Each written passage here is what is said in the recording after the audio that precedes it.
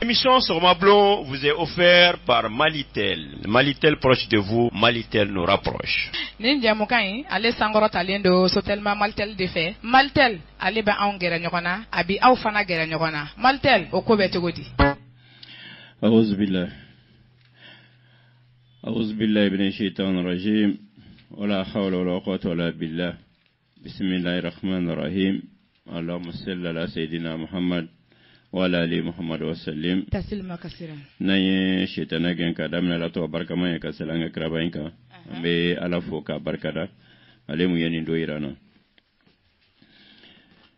biye tarata e ambe rajaba kalola biye aletle nani samba kele ani kemenani ani binani ani fla nazara kalo no e san kalo fla na no e février biye aletle tanu woro e samba fla ani muga ani kele ami do ke bana wato belaje ala ka lafiya duma amin munun tayna ala ka barabara dalino waya uluye amin rabbi munun fana ka kana ala ka kana jire foi ma kana abo amin sigida folo fo sigida woro belaje len ka foli be da fe duga manyino ko munun be mande jiti mu bele dugo fo ta se nyana kulula mali fam belaje le farafina be fo ta se jien fam belaje le fen ma so nga foli bu belaje le debsente ko nyo be makoroba de ganoni ategane be negala se ka afrifien fe no ye sungolo baba jara itrawala ka we do ka ya no asro fe madame folo amanyina na la sonna ambe fere beke musa trawale ka se ke jige aywa barang mare tene disa na ka tratani armonu be nyona anna masankoro ta ko sebe ske kan jalando shen madombi aloni kulire dona taro fembe taro ni tonton ko mare be en vieni abe baginera ito nyesoro ana balma ke alaka jonge Sid Ahmed Baba Muhammad Traore Kunta sise ani malien jamu bela jele ni watina jabate abi se ka sankorota se am go be mo gola ni watina anna se ka suriyo ci aywa ci kan ko ni se ka lase ane be kene ka lasana se ka kono fonu sarada ka tlani nyon ce ka nyon hakli jige ka nyon laso mi ka nyon blasra ran kuma na be kono kelende kono bati ka ko nyon de ka dam bela jele anna asura anga jeta na ngaje hono te kele ambe ala deli fembra o kene ala ko jidani ne ka fem bela jele ka si jana fa man kada me mun ka gele na bela jowe la ban ko nyimai ala ka wele be sama do me ka sura yin nymancha an kara misali nyima an ra nan ko bela jele ambe ala deli anga jamana ban abasi gina ala kana na irwali Otseka nyanya ala manso fomo la munum bo kofle kanso na floti gila mun behina don ba ni dugo tigo ni nyama kalaw jija ko kesse me roy no na globara ni tafante mo gola korolo barka be bonya ayo mande be lo mo lamba te bon eche na mena lo mo lamba ina yero sera kitlente sa okay que kamo komo ka se kalafia parce que ni mobile be pampanna situ na be gravieka comme robe c'est quand sebele yero ayo ala kan kisi otoromo amina ala ka reke bele jele amen namore namo ça va ni demeka sokoma foli ke me be continuer mena tiedo ka chinya nabo awo effectivement et vas-y nako vas-y donc ame nyama so bele jele fo arama nuka tante rama sinon ne grand sœur ambe tonton keta fana fo ouais fo Directeur Amadou Baba Jara anaka plaqué au benyona nga foli bambe do ka ala kalafia dama amanyina nga assistant fana ko no e coordinateur assistant Haidara Fatim Jara nga foli bo direction mo bela jele ani ginta wa ne radio barakala bela jele sito ambora nga feti la mame le 13 février et a radio bisekato aka nyema ya la jugomi kuno fondi israfe nga foli be krenkerena munu tlobana ni watina an kanumbaga no ye auditeur no munu ye danata ga danka an ga foli bo ubela jele sungalo ola ni an segena kana kibare ola an bayira ka fo alibi ambe hakli jigin ke yala sa otaju mamunu ni umenene don tuntu yere sakola ni wati na ser gloria ani to bela jele an ga juge do bala prefet bala regisseur bala maire bala asugo kacha mbayra ka fo ambe do de ke bise ka bobolo la chugomi ay wa yoro munu fana nutu yera sagola to gore do be mali kono me ma woro ka daga de sigile me ulu dala ulu fana bise ka bo jang kono chugomi ala ko on noya ay wa kidal amba don ka fo mu 42e session comité de suivi de l'accord sera attaqué ay wa akake sera daele yala sa kidal be segi mali ka lafia kono chugomi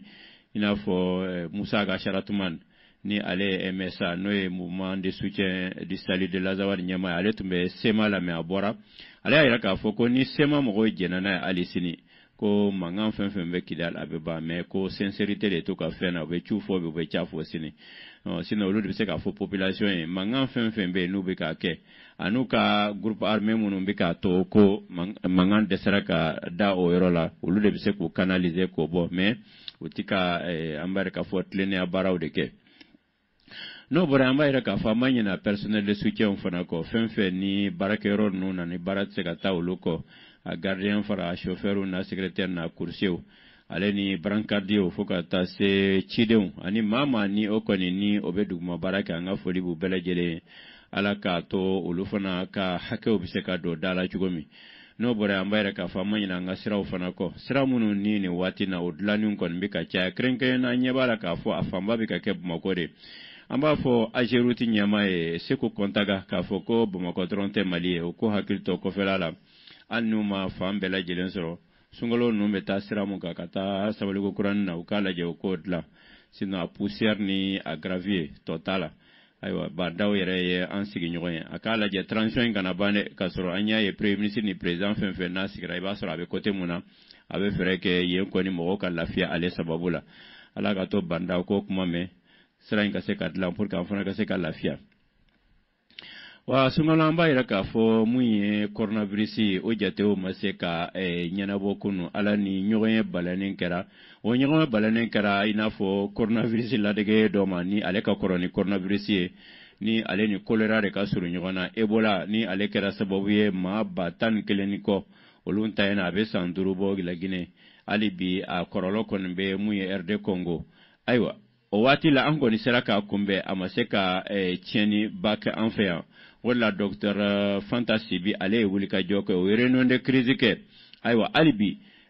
do bi se ka fara wulika joka krenke na muye frontière bi se ka lakana chugo no israu taye fokata se aéroport ani sra namba donc a fo kono bi bo la Guinée fanfe anan sikalendo ka fo ka be jamona munula am se ka fereti gala aywa kate nyemun ko fona ko regroupement mo ko fara nyon ka yoro la du kono ni yoro mi nu sikalembala ka foko banado ye modo soro nu ta shido ay mo ku farati gerena ko jugula ani fana alibi mesure barrière ni fen na fara munye kenya barakela ufe ko anga se ka matrafa anga jijala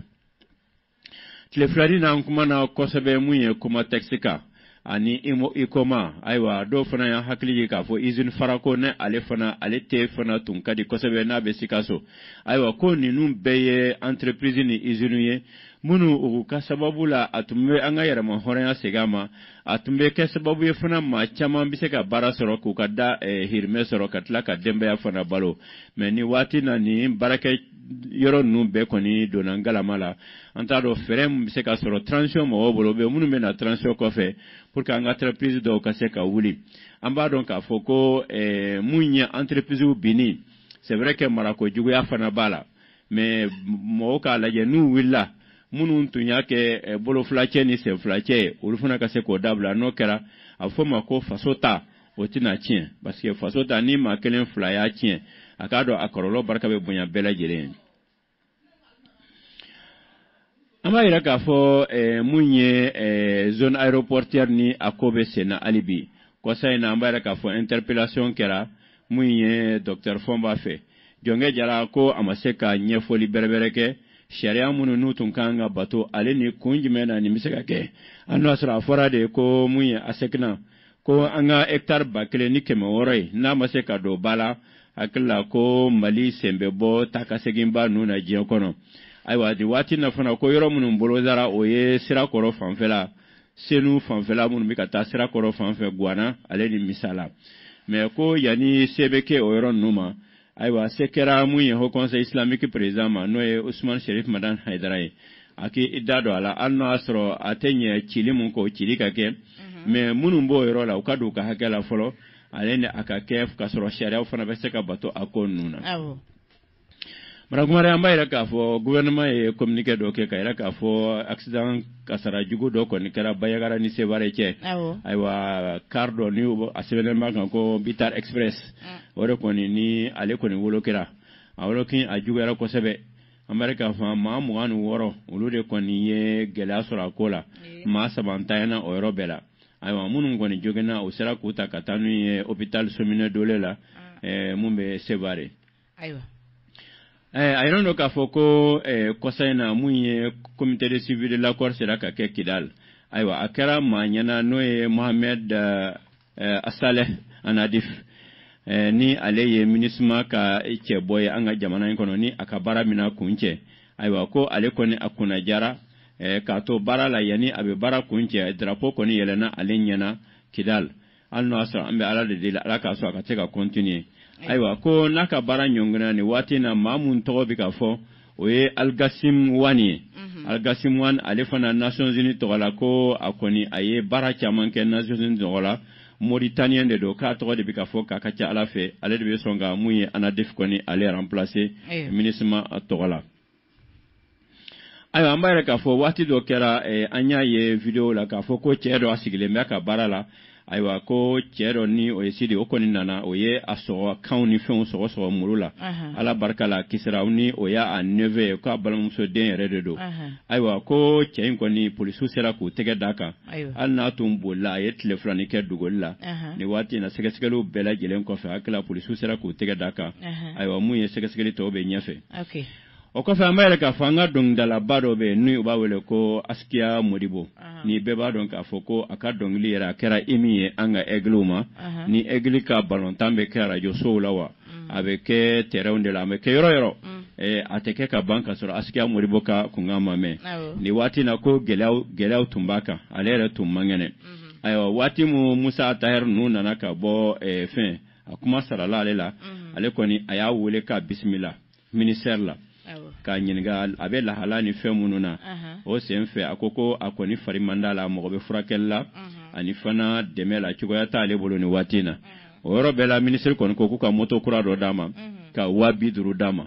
ko aka idebure ni folo ka bina fereke ni wati mu egle munun kera flanae frafina kono shanna nuni banda bina nyoye askia mo bina ke delegation na amna ta fana yira banda fana la ni afana ni deme mun kaka parce que bibina ko ale fana pionnier de donc dala donc damu ni farikolo kenya bibina vraiment aya sankorota depuis Tunis kanor katro kase bima donc voilà ko ni masugun nu manga cliquer ko fe mawye parce que mo bika barake nu ka evrouye ka radio sankorota nae ka balontaw nyaga nae na fara ko luere ute dala chugoya foitu bulu alere mangane na akla Musa gatar depuis ale kon nana bibina tiana farikolo kenya akla abika fere kungambika boko sebe Marangware kunu mo balla ka tasma ye seni siyashila nyiningali kon bika ke ko na fora wati mu dekre bora ko ka seni mo ko ni ko genga bo barala no wati la ko seni siyaji fando fana ko tasma wulala nyiningali de bika ke aywa ala baraka la mu ye saper pompier ulu ko ni welela jona utara usera ka tasma ko ni ka lasa a cheni ko ni anni akera mo ko ni masala me amma a jadu bela jelen soro folo aywa no bara ko weekendi kunchelila aywa muye Mahmoud ko ni ale tobe mo dani wati na kosebe manifeste ko na ale ni ay interview mo accordé France 24 la aywa ko pacte républicain mu na ya kuma fo na ya fo finitigu fana kala je uni politique mo ka gere nyona u ka rassemblement bake pour ka kana ke fangele ma ko e ko do ko weekendi la ko ale ni sugal ko kala mai ga we nyoye aywa mu foru fulani nyonche ko machite kala e ko do aywa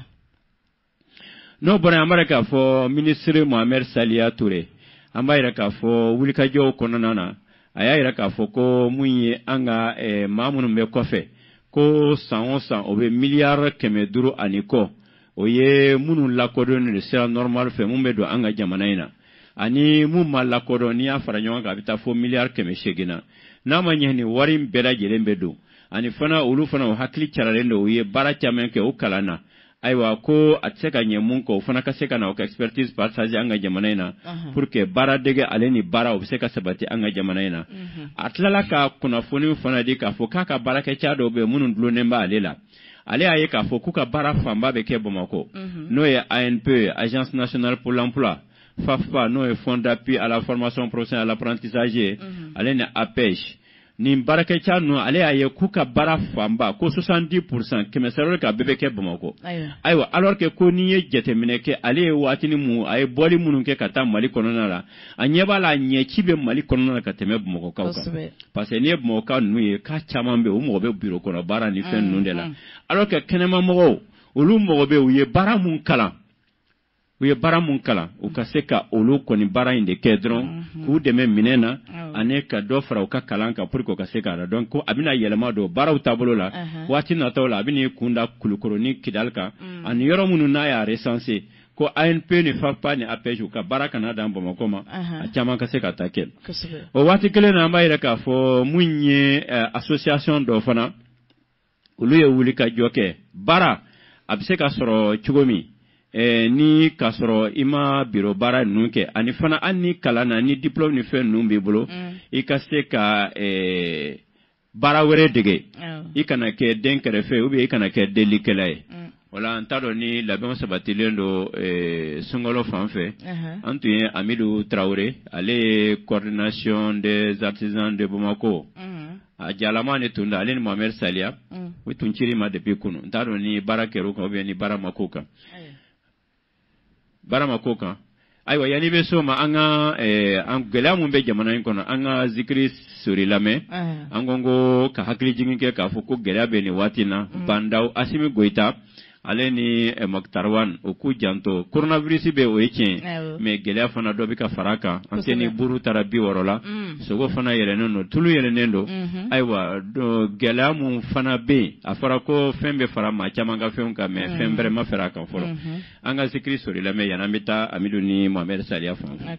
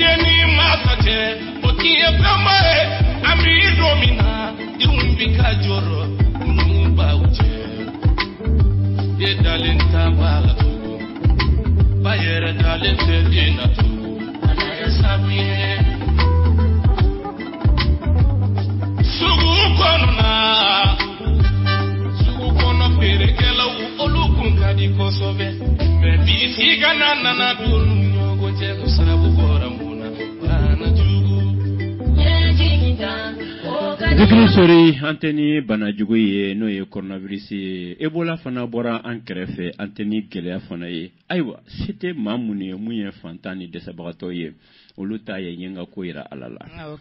ayiwa mɔgɔ mun fana y'a ka ko yira Ala la hakili la ka ca Ala fɛ i jigi tɛ tigɛ parce que an y'o de fɔ tant que Ala bɛ sanfɛ ayiwa duga tɛ jigin ka bin dun a ye da mun fana yɛlɛ mun bɛ k'a kɔnɔ a b'o d'i ma ou bien a b'i ni minɛ Ala kelen dɔrɔn de bɛ so la an bɛ karamɔgɔ Dukure fɔ ayiwa ko pour que an ka se ka baara dɔ kɛ k'a sɔrɔ an b'an sigi ko diplôme b'an bolo f'an ka diplôme baara sɔrɔ association dɔ kɔni ye maaw wele ka yira k'a fɔ fɛɛrɛ caman bɛ yen pour que denmisɛnninw kana sigi barantanya waati ni gɛlɛya waati ninnu na ayiwa an bɛ Amidou Traoré lamɛn ale tun b'a kɛnɛ kan ale ni Mohamed Salia o ye mun fɔ baara dege ni baara ko kan an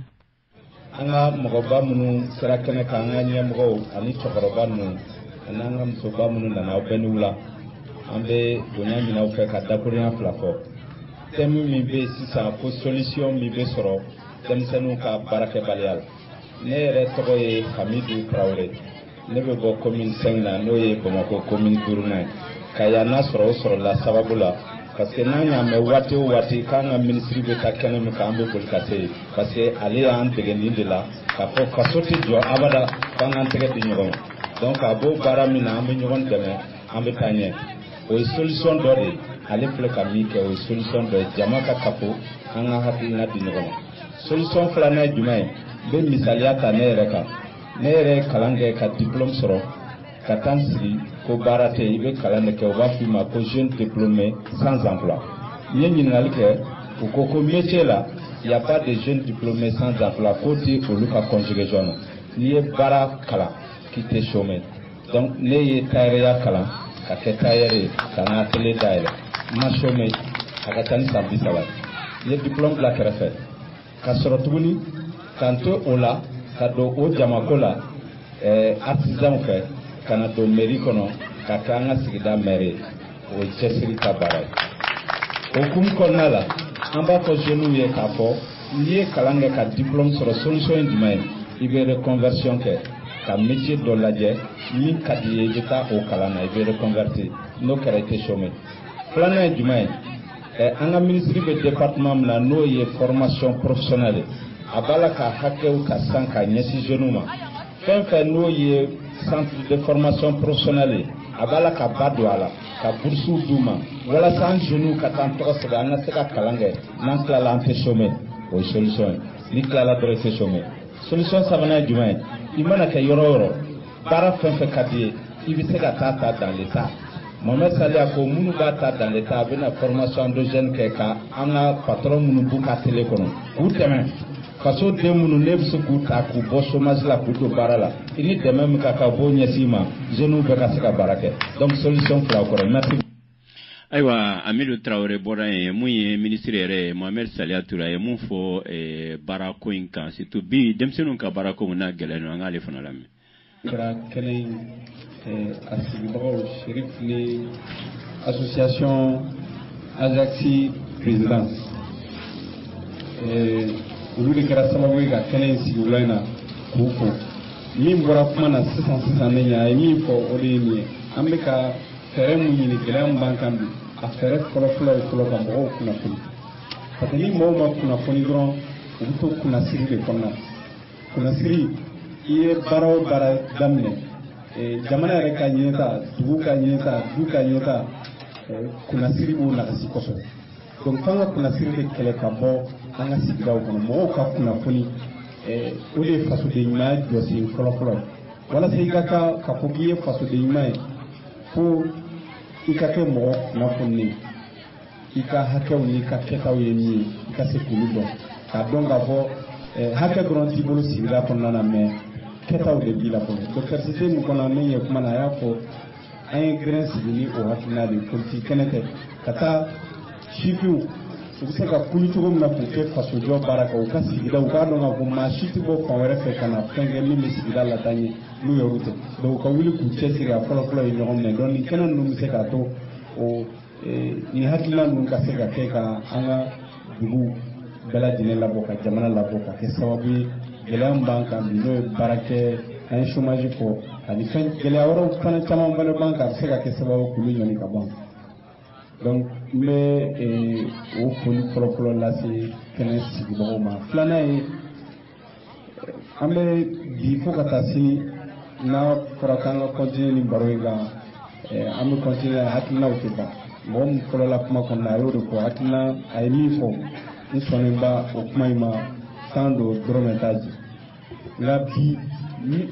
ka dɔ bɔ baarakɛbaliya la jamana kɔnɔ a solution fɔlɔ ye formation professionnelle baaradege sira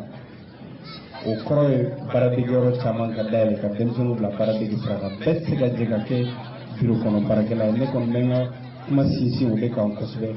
n ye nin kalan in kɛ ni ma o baara sɔrɔ fiyewu n tɛ fɛn wɛrɛ kɛ n'i y'o kɛ a ka ca la i bɛ i ka ɲɛnamaya kɔnɔna la i bɛ sɔn ka gɛlɛya caman sɔrɔ ka sabu bɛɛ. aywa nin tun ye Mohamed Saliye k'a fɔ ko ni i ye diplôme mun kalan kɛ ni mo baara sɔrɔ kiti b'i sigi tɛ fɛn kɛ ni y'o kɛ i bɛ kɛ ye ko fila ye ou bien i bɛ kɛ delilikɛla ye parce que bibi na ni ye hali service d'entretien ninnu ni service de gardiennage ni sécurité ni fɛn ninnu ye a 80% i b'a sɔrɔ bac plus ou bien minnu ye capo ni BT sɔrɔ o caman de b'a la bi parce que diɲɛ bɛ ka évoluer hali gardien n'i ma kalan i tɛ taa gardien la wala jango coursier ni hali chauffeur ninnu sisan f'i ka kɛ mɔgɔ ye mun bɛ se ka fɛn sɛbɛn ou bien fɛn ninnu caman kɛ o bɛ formation ni fɛn ninnu kɛ donc baara lankolon tɛ yen baara lankolon tɛ diɲɛ kɔnɔ fɛn fɛn n'i b'i dahirimɛ sɔrɔ a la an y'a ye dɔw tun bɛ ji dɔrɔn de feere arayida la mais o ye sotaramaw san ka taxiw san ka tila ka so yɛrɛ jɔ a la a bɛɛ bɛ daminɛ fitini fitini mais i bɛ dɔw de kɛ dɔrɔn i bɛ baara mun kɛ n'o y'a sɔrɔ ni masaw ka di ala ka barika don a la n'o kɛra a tɛ kun bɔ n'a farala ɲɔgɔn kan a bɛ kɛ kunba caman ye maintenant kumare o la an b'a yɛrɛ k'a fɔ mun ye Gawo waati mun gouverneur général de brigade Musa Traoré ye sariyaw ta k'a fɔ ko taa ka segin a bɛna nɔgɔya 21h ka taa 5h du matin yan'o cɛ dɔrɔn olu kɔni wulila kunu ka fan bɛɛ kɛ sennɔ ye 7h du matin u donna du kɔnɔ kunnafoni dɔw dir'u ma du ni kɛrɛfɛla dugu ninnu dɔw bɛ yen u ye lɛreweli kɛ yɔrɔ caman na u sera ka ko mobili 4x4 wolonwula u ye olu de minɛ ani Hilux double cabine a kelen ayiwa kɛlɛkɛ marifaw fana u ye caman sɔrɔ ani marifa kisɛw u y'a caman de minɛ an b'a yɛrɛ k'a fɔ ko minnu dogolen bɛ maaw bolo ni u y'a faamu k'a fɔ ko bandi minnu bɛ don ka mɔgɔw faga ani minnu bɛ tiɲɛni kɛ a caman bɛ o tɛ bɔ fan wɛrɛ u bɛ dugu yɛrɛ de kɔnɔ donc sisan n'a tɛ ɲɛ mun kɔ n'a ma ɲɛ nin décision ninnu taara u ye ratissage mun daminɛ u ka continuer a fɛ voilà ani fana ko mun ye population ka sɔn ka collaborer parce que ko ni mobili taara yɔrɔ dɔ la ka taa yɔrɔ dɔ la c'est sûr que a tɛ se ka kɛ cogoya si la ni dugutila fɛ ni dɔ ma bɔ a kalama mais ko mɔgɔw tɛ kuma voilà bɛɛ bɛ siran k'a fɔ ni kuma na n bɛ sa mais ko kunnafoni bɛ se ka di cogoya dɔ la k'a sɔrɔ a tɛ dɔn k'a fɔ ko e de y'a di ko mɔgɔw ka tɛmɛ o sira fɛ pour que ka dɛmɛ don sinon Gawo hakili la u ka kunun ratissage kɔni ka fisara kosɛbɛ o ye fɛn caman bɔ dibi la n'o ye tiɲɛnikɛlaw ye ayiwa a bɛna kɛ sababu ye peut-être Gawo waati natɔw la nafolotigiw bɛ se ka sigi a kɔnɔ sinon Gawo a fɔra ko n'i ye nafolo sɔrɔ dɔrɔn fo n'i nana sigi Bamakɔ o ye kojugu dan ye ayiwa nin ye kɛnɛma kunnafoni baba o kɔfɛ sani an ka taa kɔfɛla la kunu ɲɔnɔ mara la u ka ɲɔnɔ région gouverneur a ye kalenga siɲɛ kɛ kuna a y'a ka serment prêté o kɛra u ka tribunal ba la voilà a kɛra région ye donc a ye kalenga siɲɛ kɛ baara taabolo ɲuman na kunu ɲɔnɔ u ka tribunal ba kɔnɔna na o kɔfɛ talilakaw bɛ ziyara min kɛ ladalako la san o san o y'a daminɛ kunun ntɛnɛn donc o bɛ dɔgɔkun kelen de k'a la ni ala sɔnna ma. o bɛ kɛ min Ɲoro wa. a daminɛna Ɲoro kunun de. kunu Ɲoro gouverneur fana ye serment prêté kunu o fana kɛra kunu n y'o de fɔ n ko o kɔfɛ n ko ziyara min bɛ kɛ talilakaw fɛ voilà comme talilakaw bɛ yɔrɔ fila o bɛ Segu o bɛ Ɲoro t'a dɔn a bɛna kɛ yɔrɔ min. n y'a préciser e de hakili ka fɛn kelen don sinon n y'a préciser dɛ n ko Ɲoro mara la Ɲoro mara la n y'o de f'i ye n ko ka gouverneur n k'a ye serment prêté kunu e bɛ fɛ k'e bɛ ne paniquer sisan ka ne paniquer o ne y'o de f'i ye n ko o kelen kɔfɛ tuguni Ɲoro kelen kɔnɔna na n ko ziyara min bɛ kɛ talilakaw fɛ yen e b'i ta kɛ ko e bɛ ne fɛ e se ka ne tereke o Segu talilakaw bɛ se ka taa yen yɔrɔ mɔgɔ bɛɛ welelen ni mun bɛ kɛ Ɲoro talilakaw bɛ Segu bɛ taa yen n'a bɛ kɛ Segu fana Ɲorokaw fana bɛ na Segu o bɛ dɔgɔkun kelen de k'a baara la n'Ala ye dimanche don yira la a bɛ kun cɛ u ka dugawu kɛ jamana ye voilà dugawu minnu bɛna k'a kɔnɔna na Ala k'o minɛ amina yɛrɛ a bɛ kɛ ten an ka directeur bɛ k'i sɛnsɛn ayiwa Ala k'a ɲuman s'an ma o don.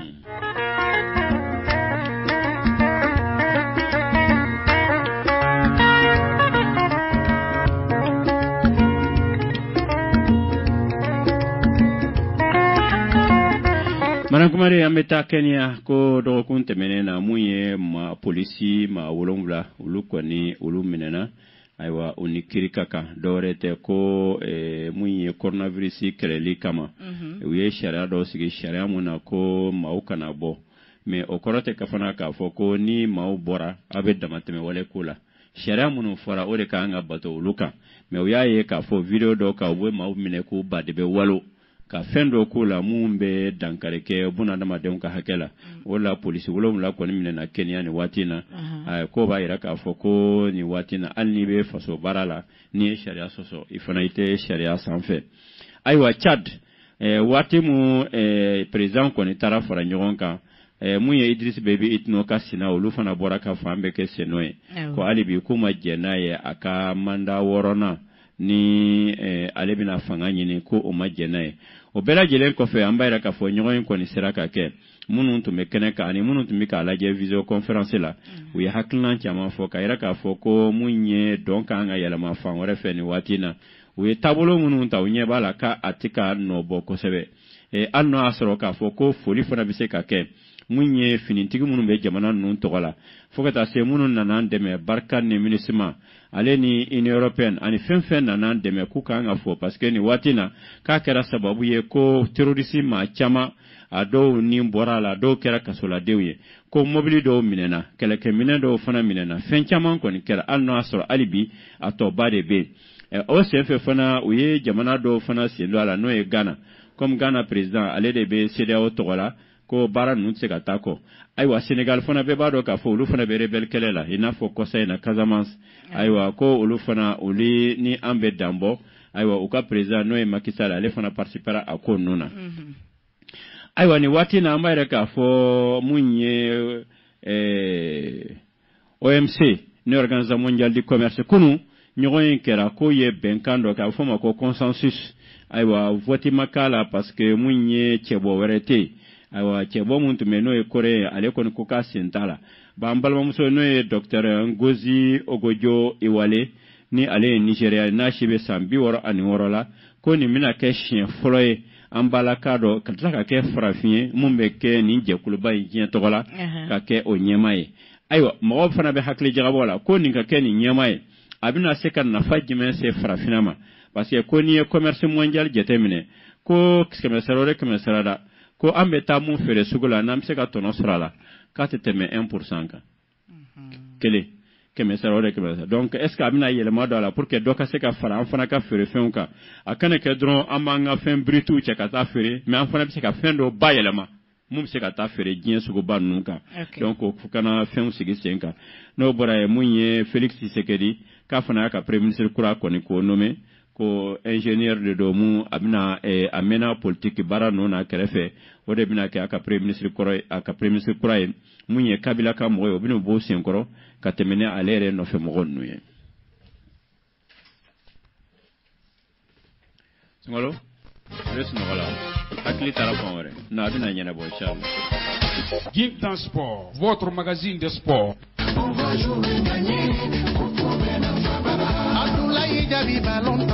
aywa gafu alesira ni watina no bora America fo muye Fédération Malienne de football kuka nyoye balane mon kanga ke uka musaka koka aywa alabe ombe sena na la sona avec ni ndoro koina c'est bobu na fere bela jange fefe musaka koye kanye folike mowi aywa ive demsene munu shite teme sa mwanka o balantan fona be sena kunu Tunisie Burkina Faso au lieu de seranya fo anifu balantan to be continuer bi mais basically no ka fe mun kono o Ligue des Champions be hakili bala ka fo ko salon asro coronavirus ma fanga soro ko sebe sungalo nuye ko kankalen do ke tubabu la parisienne nu asro paris nani ani fukula seginina uye woro ani kelenge ka remontada ke ayo ona seka ken watina Paris Saint-Germain kon be ta kasoro ma kelen ko ni buje no e Neymar ko o bananendo aywa Kylian Mbappé fana alno ko ni ma banana na to Paris la ko ni wati na club chama fana wulendo anofe alno sa ale ka contrat be continuer fo 2022 abina to Paris la tina to Paris la mo fana chailendo oni wati na ni anga kono foni munu seraka fara nyonka biso marena bi te ambala ka doe aywa ambala ka dona amseka kuma munye kenya ko mumbe sena ani gelea mumbe masamba do ni gelea be jamana kono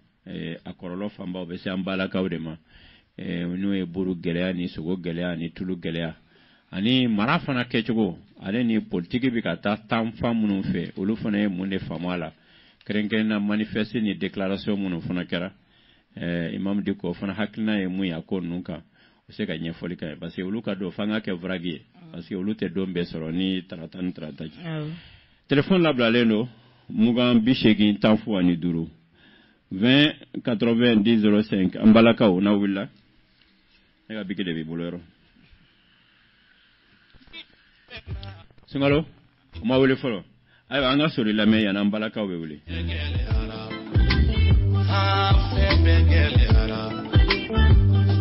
ako jamaka na fara nyogo nga fwaka do balo bodela ariti sumi kasila fwaka do ama eresira ama jondo marambalo aywa korofo da elendo hakina munyi kumine abse ga ambla sira ni munyi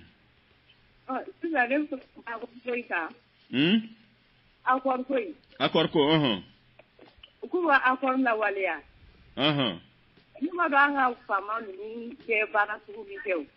akora ko aga udo marfam ni la folo u kantoni o mateka ke au la tu ni ka bla jumena walia folo o mi e folo o mateka ke amore kunya na kola amba aka marfa be mine ka o kantoni folo de amisro ka de ni akor koi do bolo akori se ka sera soro tanke marfa be yemfe kele ke chewbolo ani gouverneur tarasi sa no ke nu ka dali ka to paka un te foti de te anga pa mo fona te foti kala ma lu fona bu no te go mi tewere ni to abu ye mu ko to de tu lu mu folo ayo wale ya folo ayo fama to bala journal porteur ko ni na nieta o ma ko mi ko no ko ko ku ye mi ko jime ale for ko asegna mo ko lu ka ko wi asegna ko le tare for da pa be aeroport la ke mu tira seta ko le leu ko mu ko ku be tra ro ke teneri ajansi mo ko nu ka ro ndu lu ma o ami le sebal bu ro mi ti ko mu ro ke ateyi abe na do mo ko do na wuli ka ko ka ke ateyi ko ka di mo were ma aeroport bi se ka ke ateyi de o se ka kere ma ajansi mo wa kuma na ku bu ko ale ko ka te hoi mu yo ra ni were de kama ale por ka kenete mo de zuba kuma ma se ka ko mo ko ni no tika kenje le ko abada ayo ko ka ko nye ni ka nyedo ayo anga pa ma no go ni ala ka klin ma duma amina rabbi no na ku ira de ko ya na bu ka salamu ta te do ba wa salala ando bu ka bo ma mu digo ma ni ayo ko ma mu digo do na mi siri hono re ta ti ni na mo ko bu ka nyina o de ko ta ti ma wuli ko am bo ko lu kana be bo ayo ni ma mu digo ko ma do mi siri ka ba la de fla ko kuma keleke uno na dogo mo ga boga emkati mo go de ru mu go sura tu be tanga keke ulu ka bulika afo nyenyi ka nyeko ulu de wuta ka keleke ko emtenyi mo go te ko sura tu merci madame Balo aywa ale hakna fo fin dama ka mu yakum allo yi baba nsokona amba eresira gafudwa awo gafuru fala jekao bati fulitana fala jekao ulle no somare awo korofo bi bolo ene somo taro se gafu nti tema yo bela jele ambe ka kene be bela jele fu aya alhamdulillah ana do sa fo ko mani auditeur ou auditrice ame bela jele fu be klubila ala ka jamana ala ka no ya amina ya rabbi merci baba yo bi an fere ka libre antenne ne mun kada ni voilà mun kada we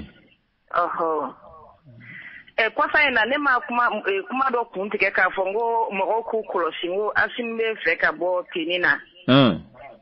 ado ndaba ni hakli ba kuma la après ça na ma atete me 3 jours 4 jours ka ou bien une semaine ngoko ka odum ma fo ko ni asimgi i présenter ko la i présenter ku ba quoi baba ni kuma do eke kana fɔ ko an kana fɔ ko ayi o tɛ se ka kɛ fɛn bɛɛ bɛ se ka kɛ Mali in kɔnɔ yan fo ni i ma mun ye don min na sinon fɛn bɛɛ bɛ se ka kɛ Mali in kɔnɔ mais Gafu sariya dɔ ne ta in fɔ don min na antenne sanfɛ ne dɔnbaga dɔ ye ne wele a kuma la Gafu comme transition bɛ sigi waati mun sariya dɔ taara ko maa n'i sen yera transition na e tɛ se ka kɛ cɛ bɔ ye kɔfɛ o de fɔ mɔgɔ kelen dɔ kɛla k'a fɔ ko Bigi de y'a kɛ ouais bon kaw Jim ka kuma kɔni bɛɛ b'a dɔn k'a fɔ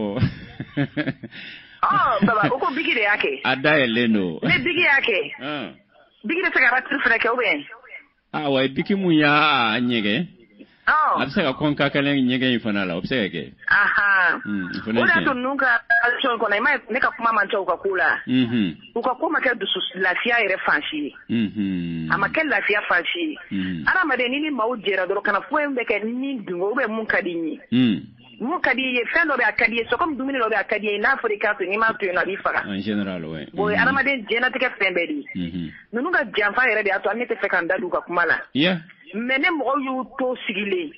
cɛw k'u to sigilen k'a fɔ ko Mamudu Diko ka bɔ ne ko Mamudu Diko mɔgɔ kelen ni jamana ni combien de millions personnes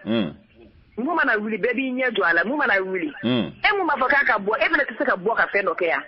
i b'a sɔrɔ o tɛ se ale mana fɛn kɛ cogo o cogo o y'ale fanga o y'a se yen mɔgɔ tɛ se k'i si kɛ kɛlɛ la don o don mɔgɔ wɛrɛ fana t'a lajɛ k'a fɔ a nin cɛ in ɲɔgɔn an fana bɛ kɛ nin an fana ye cɛw ye yan e mun wulila jamana kɔnɔ bɛ a donna dɛ ɲɔgɔnɲɛni ne fɛn bɛ ɲɛna ka na jamana barika ban n'o ye karamɔgɔ dɔgɔyaw ni mɔgɔba dɔgɔyaw ni i fa fila dɔgɔya baba nin ko in yɛrɛ tɛ bɛn ne ma parce que i bɛ ko min i yɛrɛ de ma baba dangaden mana kɛ cogo o cogo kɛ a bɛ ban fa bolo mais i tɛ dangaden k'i jɔ k'a fa nini abada a ma nɔgɔ a ma teliya dɛ fo ni dɔrɔgu gulɔ b'a kɔnɔ n'a fɔ aw ye den wolonɔ de ou bien i mɔdenw de bɛ bɔ k'i jɔ antenne kan foyi tɛ b'o la jamana in na fɛn bɛ jamana na ka se ka jamana barika ban fo bɛ ka sira a caman na sisan dɛ a bɔra a y'a se kɛ a y'a se kɛ a kelen tɛ se ka jamana in mɔgɔ de bɛ ka fara a kan sinon a kelen tɛ ka se k'a kɛ o bon dɔ fana ka bɔ k'ale ka système na degiba in a donna misiri kɔnɔ a bɛ tan tɔ a y'i cun ni mɔgɔw ye a ye nin kɛ tan tɔ an fana ka bɔ ba in minnu fana ko a bɛ ka nin bɛɛ kɛ aw fana ka bɔ aw ka ko dɔ kɛ an yɛrɛ bɛ se ka mun kɛ an yɛrɛ ka bɔ k'o yira bɛɛ ka ko dɔ kɛ mɛnɛ c'est vrai parce que barika de y'ale ta ye o n'an ko k'an b'a lajɛ kɛ ni mɔgɔ kelen a barika min kɔni b'a la n'i y'a dan baba dan yɛrɛ t'a la yɔrɔ dumuni jala wa baba buru fɛnɛ kɛ buru yɛrɛ ni fila mana ni bɛɛ bɛ poids bɛ kelen na baba yɔrɔ buru poids an bɛ k'a san 60 la sisan u y'a poids de jigi baba est-ce que a bɛ 300 grammes bɔ bilen ko 300 grammes na kan ka bɔ de ma mais dɔw ko k'a t'o bɔ 200 grammes yɛrɛ ka 600 yɛrɛ ya baba ko tɛ k'a fɛgɛyara mɛnɛ sogo gɛlɛyara k'a ja bu foyi t'a la tuguni ko sini ko mu bɛ taa gɛrɛbu la jamana ni gɛlɛya la c'est vrai an kɔni bɛ dugawu de kɛ dɔrɔn ala ka jamana in nɔgɔya an bɛ dugawu de kɛ an kɔni bɛ mun fɔ hali bi walahi n'u m'u ɲɛ yɛlɛ u yɛrɛ mana politicien ne ko diɲɛ yɛrɛ tɛ sigilen politique hali ne mago bɛ baba la n bɛ fɛn dɔ kɛ n bɛ politique de kɛ pour que k'a sɔrɔ hali kunnafoni ye politique ye mais k'a fɔ ka politicien kɛ i b'a fɔ ala ka mɔgɔ dannen wɛrɛ ka don mɔgɔ la ko politicien ye mɔgɔ kunkolomaw de minnu ka kalan kɛ dɔɔnin b'u la u bɛ se ka jamana baara c'est vrai n'a fɔra ko k'olu bɛɛ politicien minnu bɔra a la nin sɔrɔ o de ma ko bɛ gɛlɛya fɛnɛ yan parce que ni jama farala ɲɔgɔn kan mɔgɔ kelen mɔgɔ fila i tɛ se jama la dɛ i ni jama bɛ fara ɲɔgɔn kan mɔgɔ min bɛ ko dɔn kojugu c'est comme e k'a fɔ k'i bɛ wuli i bɛ taa maçon dama i ka maçon kɔrɔ baara la o bɛ ɲɛ e bolo wa baba a ka gɛlɛn n'i ma kalan a tɛ ɲɛ e bolo i bɛ se ka biriki ni bɔgɔ de ta ka d'a ma mais n'a fɔra k'i ka jɔ kɛ i bɛ dɔɔnin dɔɔnin de kɛ i tɛ se mɔgɔ minnu ka domaine ye mun ye dɔrɔn a ka t'u bolo jamana in kɔni dɛ jamanadenw yɛrɛ de bɛ ka jamana in ci ne réseau la kuma ni radio la kumaw ye ne kɔni bɛ mun kɔni fɔ kɔni u ka cɛkɔrɔbaw yɛrɛ de to yen alimamiya ko ni fɛnkɛ ninnu bɛɛ tɛ u ka mɔgɔkɔrɔbaw yɛrɛ de to yen pour que jamana in yɛrɛ ka se ka min ka se ka don jamana in na d'accord ala ka jamana in nɔgɔya amina yarabi sinon an ko sunjata an ko firun mais an yɛrɛ an ye jɔn ye ɲininkali bɔ yɔrɔ de la 20 90 05 awɔ musow ka radio so gintan soba bonya ani karama kɔnɔ hakilina mun y'an balakaw n'u bɛ se k'an bilasira ni mun ye mara cogoya la ani gɛlɛya mun bɛ nin waati in na farajɛkaw kɔni maa fila donna sunkalo an balakaw bɛ yen an b'a fɔ an falakaw ye k'u ka sabali u ka sabali cɛ de do yɔrɔ an b'a fɔ an falakaw ye nin kɔni fana mɛnna dɛ san joli joli san bɛ nin kuma la dɔ kɔni kɛra dɔ kɛnɛ dɛ ni kɔni tɛ ladilikan ye bilen allo allo an b'a jɔn do an b'a jɔn do Madame Mariko, il veut boire place la doni. Ah, il veut mobile de la il va faire gâter. Ah, il bismillah. Korofo biburo. Ah.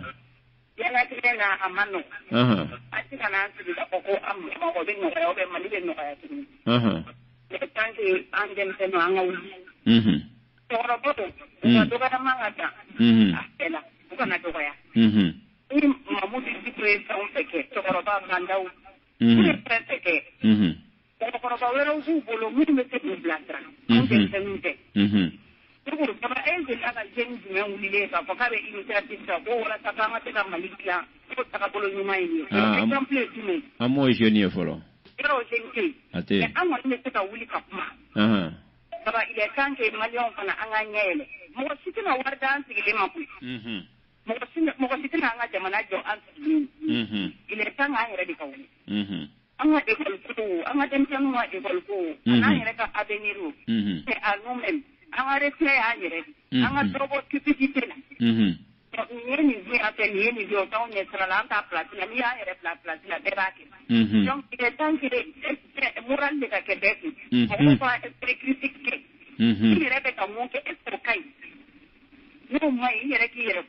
Exemplarité.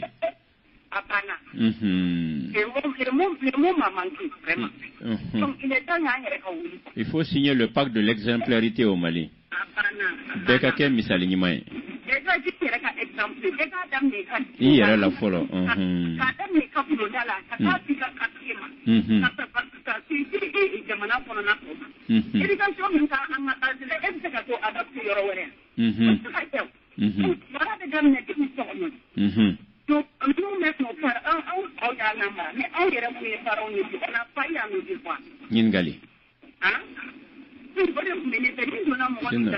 Non, il y a que l'animal de faux. Ils sont dit là-bas qu'on est malien. Mais à quel moment ça? Sinon, faut que tu aies la tenue politique. Mais animal n'a du moins. Coucou de Bonyona.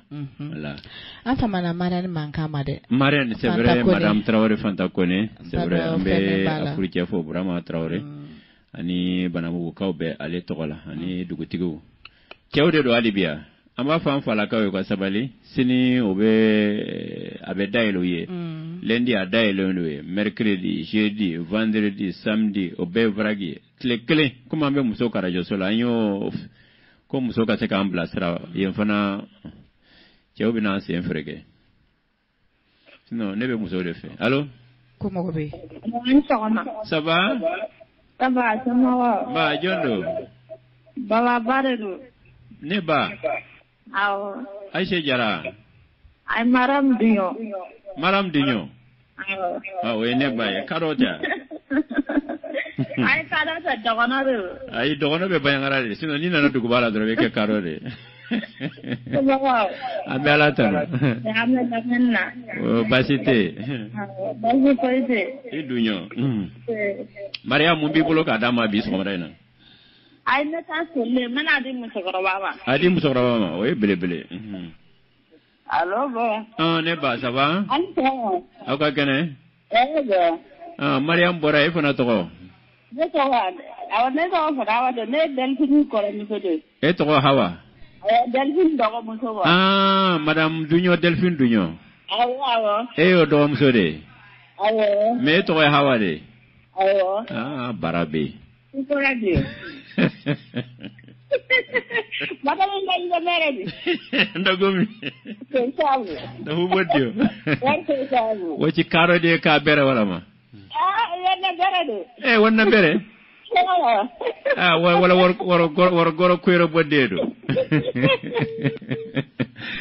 Aywa ko ale Delphine Dunyo balma musoye awa Dunyo ani Mariam Dunya nga foli be Delphine Dunya nga foli bale fane. Chewde be ya. Atigara. Nge juri an blasira. Ayo ali bia obse ka do ka glanta ni fen no fo. Ama profiter ka anga meru bela jelen fo. Jeune premier Boar Keita, premier adjoint Tenamaran Kone, deuxième Baba Sanou, troisième Bignon Delphine Dugnon, quatrième Adama Doumbia, cinquième Neraka Pare. Abdallah Jara ani conseil communal be siaka chargé des finances kone gani amma fait finance la flore ambe beren fana fo Brahma Traoré DAF responsable administratif et financier ani Marie Baraka Tchawde do allô allô ça va bien c'est ça va Jondo ne ba yere de hein ta yere de Neba to ay chemi jara de ah c'est bon go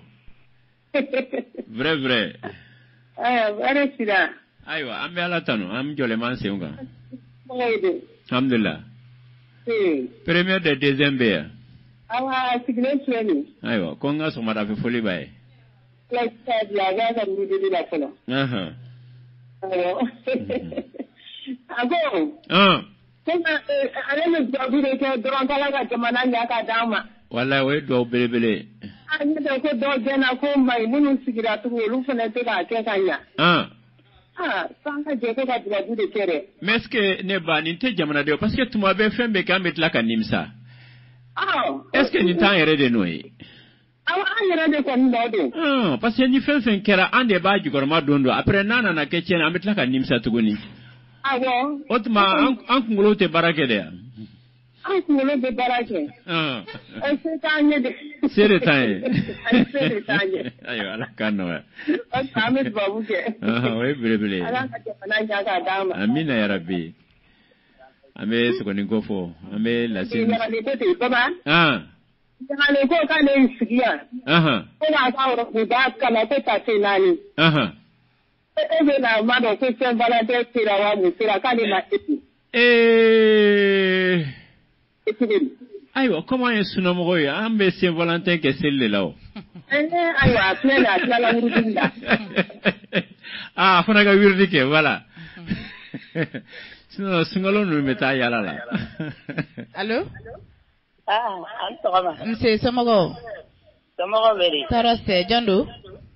Madame Kante Maimuna Fane Somogo Maimuna Somogo tarase anga mogo tigidu abe kata ekolla wala ya damne ala na yere barka la alhamdulillah onyana ala ka barka do bele dele na ko ami au sababula kalambo no wara wallahi aya o chuko nyana ambe ala barka da aw ko ne benga makani sogoma aklobila tene ga faram benga la de korogoro ngadi e boju yero aw o kadinere o tiju mankedi ne be mi fo mo ko wi maliya wanga sabala ngamu mi doni aywa wallahi trajon mo ko mi kadine be barala aywa tentene mai yere bulu me wallahi ne nyebe nu barala okay mais mo ko kelen tse ka jama be de sago ke kwa ko famya suno barala ga te don non ne awo ame do ke ala ka bara utanye amin arabi ala kana penga na uyere la una na soro yoro te ay mo mi kenya ya rabbi ala ka tu mono amin ya rabbi ya man ko baba makatra yure ko tura magashi ka bora yere dilade bana tena yere de mbanyuma sama dirama wala sama tira bana merci wadi baga makala ka chama bla nola amin ya rabbi ya sunyata ya to ala ni ala sona ma ande nyere be nyoy londo na ala sona inshallah tana iduno ni ala sona ma obelai akai merci beaucoup ala ka nyeme nyogona inche ami ikante ko kan fuga sharia wati mu ko latle sunyata ko katse ka latle ni 3 mois shimana ande to godam yoro ani fakole nyena 209005 gafu ko be jore na ka sharmu be jore kata ko dawon la ga remplacer yana kana aywa asira aywa ntado arfuna mo mu ya wele krefe chere do amso allo ana so ama baba sabane ba Jondo Restre Ibrahim so premier Camara Pineba Karela I Camara Basite Tenendu ala kene nebe basi poetena nika nefle ni nye krewe kini fama ne ika ni mora dama kini fama jo kaza sirive no amso aka kene wala akala fama yi ika nga foli fa ye kosebe nse ayo ne ta ye foli ala ka kirera bele amina ya rabbi amna ko be no ya amin merci Ambe Pineba Karemo Befo, famille Goita, famille Korobo, famille Kulubali, famille Meiga, famille Haidara, Anga Folibu, Bella Jele, famille Ba, Anga Folibeni, famille Num Bella Jele, Wati Doke Pineba Karemo. Ni Machama Yorondo Wati, famille Gindo, famille Arama, famille Kacha. Demseni Chamambe sa Balontana Redo. Antunyu udege Balontana, Wasro Fasoka no Yoroi Make, Suguyo Follow. Yentunye terrain. Tenye Maru Kulunu ni Musa Samakeo ni Fion. Beti Yanga Demsenu. Ayo, baby no Kara Balontana Bay. Donc, enfant, do get it. Wakati Banade. Ok. Donc, I'm coming to